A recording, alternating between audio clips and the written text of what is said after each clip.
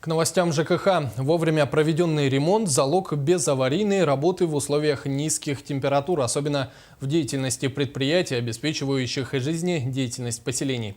Как справляются усть-майские работники теплоэнергосервиса, в материале Тамары Коноваловой. С затяжными низкими температурами воздуха ниже 50 градусов прочно установившимися в нашей республике работники усть-майского филиала «Теплоэнергосервис» пока справляются. Небольшие аварийные ситуации устраняются дежурными бригадами. Все котельные в районе работают стабильно и без происшествий.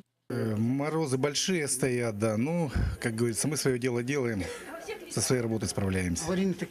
Аварийных ситуаций по району не было. Ну, как говорится, я думаю, что достойно пройдем праздники. Безаварийную работу обеспечила своевременный завоз угля, особенно в трудодоступные населенные пункты Усть-Майского района, а также произведенные качественные ремонтные работы в котельных. В прошлом году в поселке Солнечно были серьезные аварии на водозаборе и на котельной.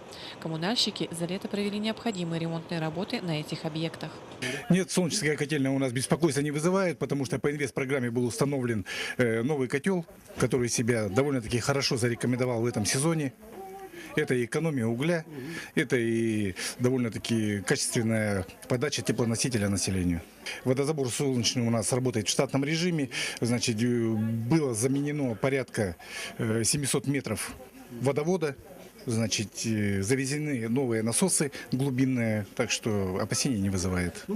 Зимний максимум – это период времени, когда устанавливается наиболее низкая температура воздуха и достигается наибольшая глубина промерзания почвы. Такая температура выше 50 градусов в республике держится уже продолжительное время, а значит, работникам теплоэнергосервис расслабляться не приходится. Тем более впереди затяжные новогодние праздники. Тамара Коновалова, Юрий Владимир Таюрский, НВК «Саха», Усть-Майский улус.